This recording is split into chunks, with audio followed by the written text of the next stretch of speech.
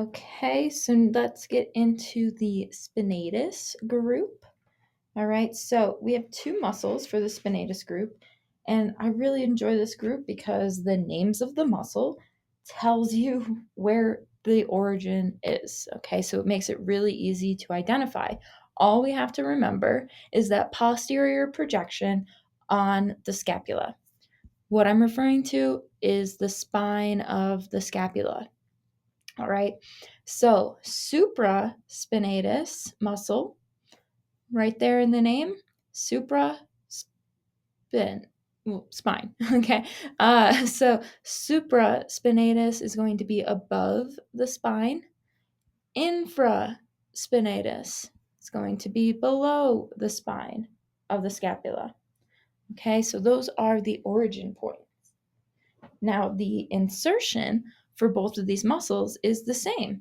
They're going to come over onto the greater tubercle of the humerus, right? So both of those are going to be on the greater tubercle. Supraspinatus, a little bit more superior on that greater tubercle, but that's okay. You can just remember the greater tubercle.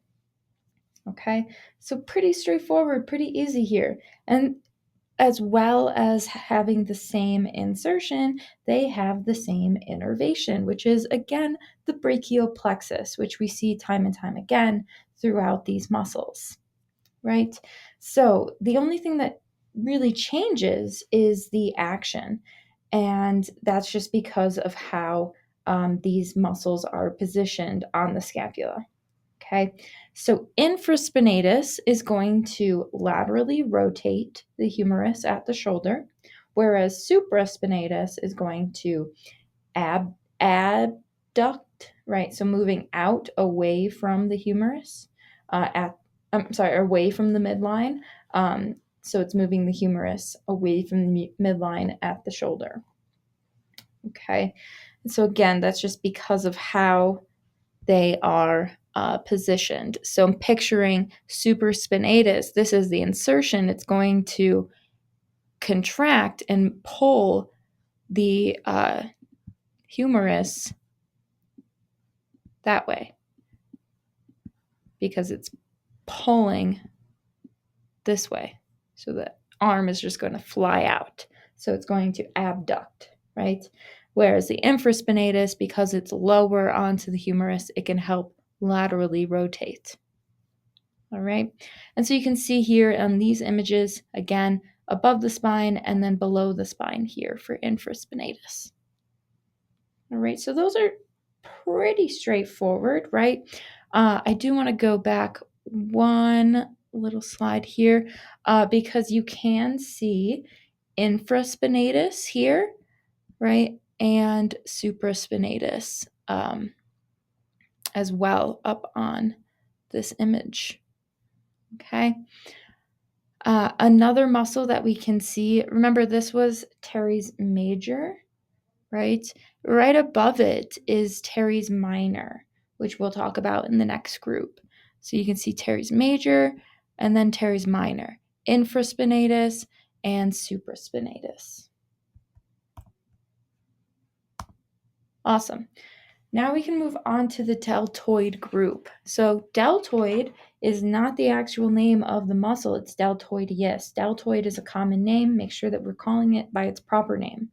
So we kind of already mentioned deltoideus before. I mentioned it was kind of a cap for the shoulder joint. So because it's a cap, it's just enveloping the entire shoulder. It will be wrapping posterior and anterior around that joint. But what we had mentioned before was its origin, right? We said that we would see that combination of bones and markings again, the spine and acromion process of scapula, and a little bit of the clavicle. So that should sound familiar. That was the insertion of the trapezius, but it's also the origin of the deltoideus. Okay, so you can see the trapezius here inserting at those lateral regions. And now we see the deltoideus originating at the same regions. The spine of the scapula, the acromion, of the scapula and the clavicle. Okay, so it does wrap around onto the clavicle, more so the lateral end. Okay, so that's the deltoideus origin. Now, the other muscle in this group was the one I had just quickly mentioned, which is teres minor. Okay, and so that is this tiny little muscle here. Better view right here. Okay, so it is above teres major. Okay, it is above teres major, so you can see it here. Okay, so it's going to be originating on the lateral border of the scapula, right, which is the same origin point as teres major. However, the insertion is going to be different. Okay, teres major, the larger one, was inserting on the lesser tubercle of the humerus. Teres minor is going to be inserting on the greater tubercle of the humerus. So let's take a moment. What else was inserting on the greater tubercle of the humerus? Oh, that's right. The spinatus group. Okay, the spinatus group also inserts at the greater tubercle. Oh, and what's this right here? Da, da, da, da. This right here is teres minor.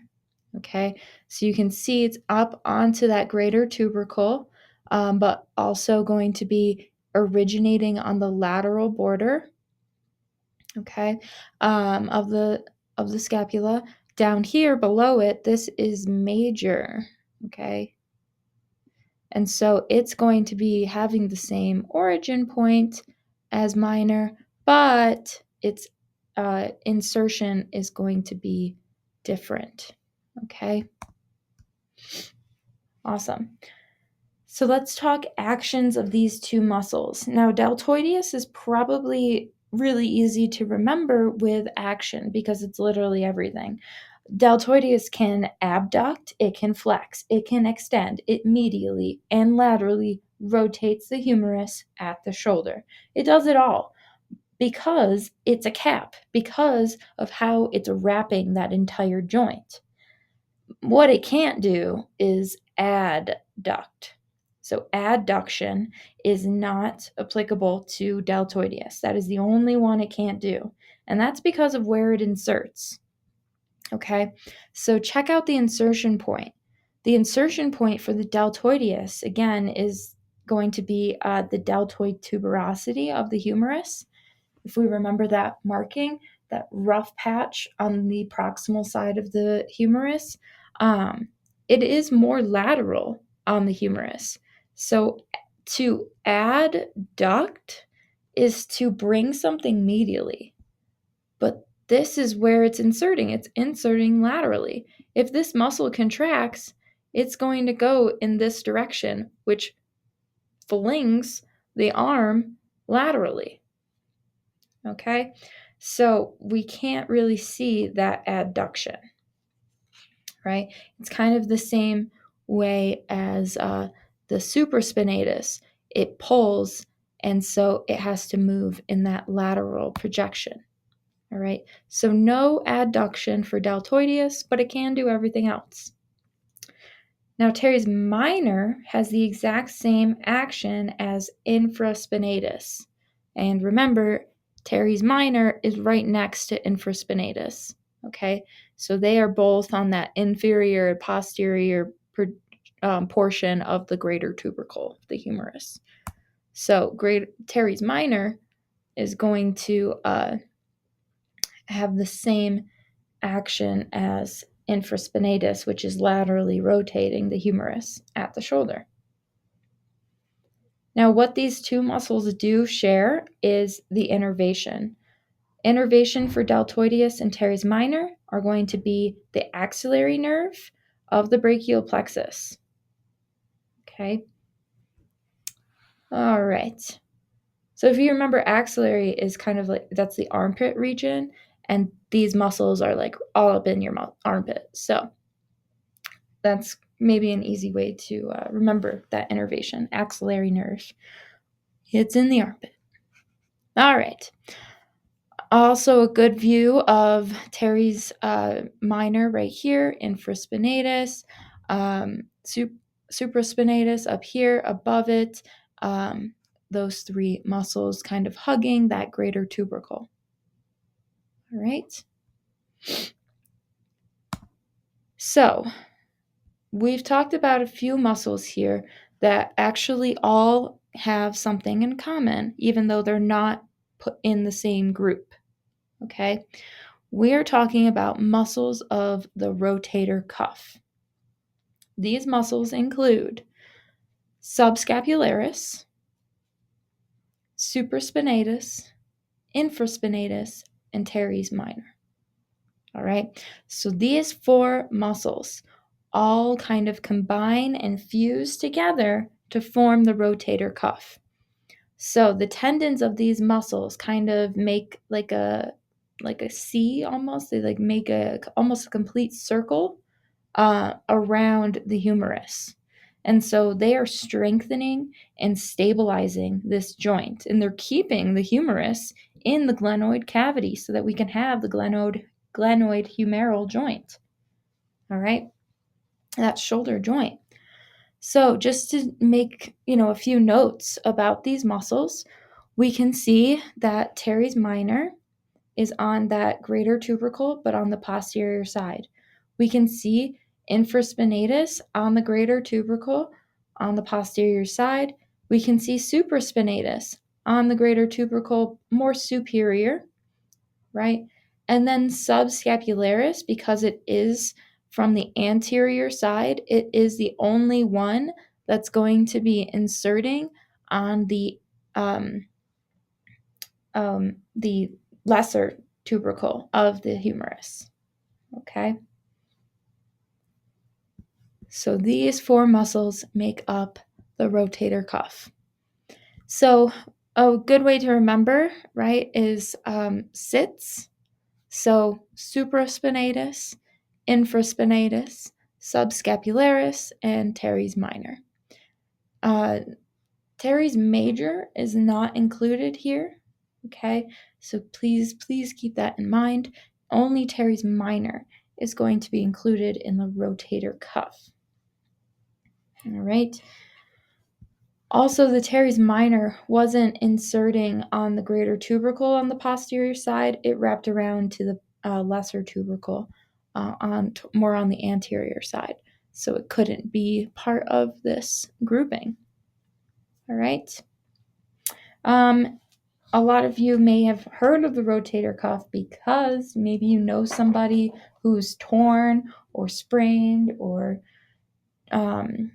injured their rotator cuff, right? So baseball players commonly tearing or injuring their rotator cuff, right? So what actually is happening for most cases, not all, but it's actually the supraspinatus that will more commonly be injured, because look at the position of it. It goes underneath the acromion. This projection right here is the acromion of the scapula, and it flows underneath to connect to the greater tubercle of the humerus. So if you're doing a lot of like rotation or circumduction of this joint, you're mostly going to be using this supraspinatus, and then these tendons can get worn down because they're rubbing against the acromion. All right. And so typically the strains or injuries would be associated with this muscle. Not all the time, but because of that location, that is typically where we see injuries. All right, so let's move on to the pectoral group. Now, these two muscles really don't have too much in common with each other, except they do have the same innervation, which is the very common brachial plexus. Okay, so a lot of these upper limb muscle groups are going to be innervated by the brachial plexus because, again, that is the plexus, that is the branching of nerves that supplies the upper limb. All right. Now, the pectoralis major is, of course, larger, which you can see very clearly, but it's also going to be more superficial. Underneath the pectoralis major is where you have the pectoralis minor, that much smaller muscle. If you eat meat, specifically chicken, you can get chicken breast or you can get chicken tendons. Oh my gosh, not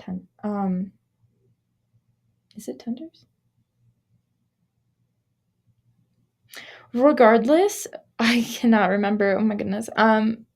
The pectoralis major is technically the breast of the meat, and then I believe it's called tenders. It sounds wrong.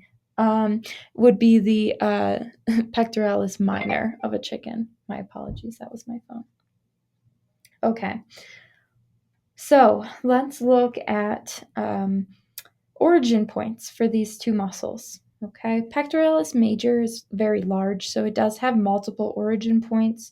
It's along the costal cartilage of the ribs, connecting to the sternum as well as the sternum, but a little bit of the medial clavicle. You can see it comes up onto that sternal end of the clavicle.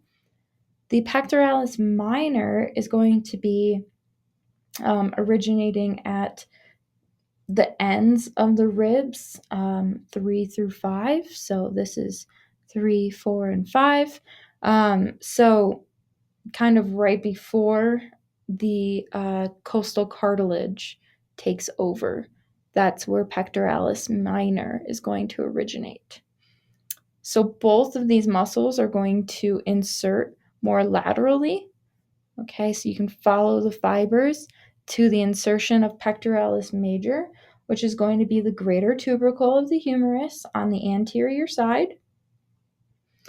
So you're going to see, because of that insertion, you're going to see some similar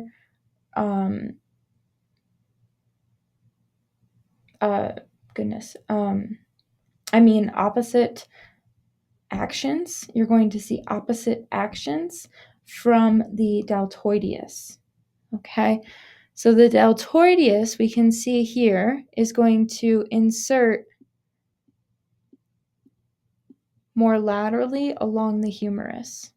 Okay, whereas the pectoralis major is going to insert more so on the anterior side of the humerus. Okay, so these muscles kind of are opposite of each other because remember, deltoideus, that cap around the shoulder, can do everything but adduct, right? Now, because pectoralis major is inserting on this anterior side, it actually is able to adduct the shoulder, adduct the upper limb. So we can actually pull the limb this way. Deltoideus could only pull the limb laterally. It couldn't adduct. All right. Pectoralis minor, it's going to insert on the coracoid process of the scapula, coracoid. So you can see that projection below the acromion. Okay, so a coracoid with that A in there. And that's going to depress the scapula when these muscles contract.